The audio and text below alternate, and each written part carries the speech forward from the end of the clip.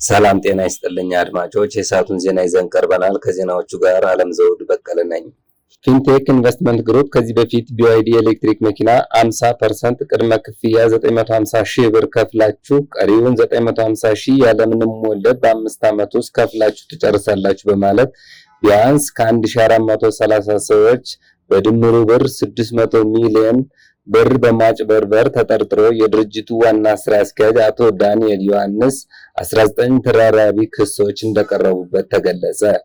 ከዚህ በፊት የድርጅቱ አምባሳደር የነበሩና ለድርጅቱ ማስታወቂያ ሰርታችኋል የተባሉ ግለሰቦች በፖሊስ ቁጥጥር ስር መዋላቸው ይታወሳል። እስራኤል ዛሬም በተለያዩ የኢራን ወታደራዊ ኢላማዎች ላይ ድብደባ ማካሄዷን አሳወቀች። የኢራን አብዮታዊ ዘብ ዛሬም እንደባለፉት ቀናት በእስራኤልና በባህረ ሰላጤው ሀገራት ላይ ጥቃት ፈጸመ።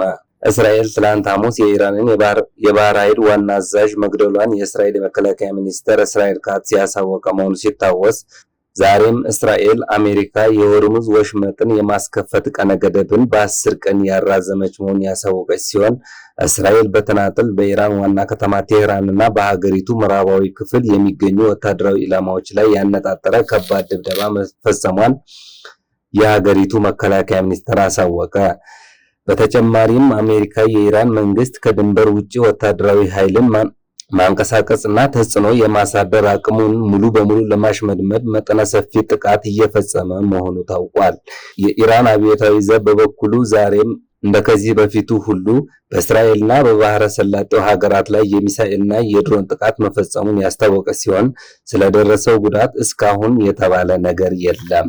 በተያያዘ ዜና ዶናልድ ትራምፕ የዓለም የኦሎምፒክስ ኮሚቴ ጾታቸውን የቀየሩ ወንዶች በሴቶች ውድድር ላይ እንዳይሳተፉ ያስተላለፈውን ውሳኔ አወደሱ።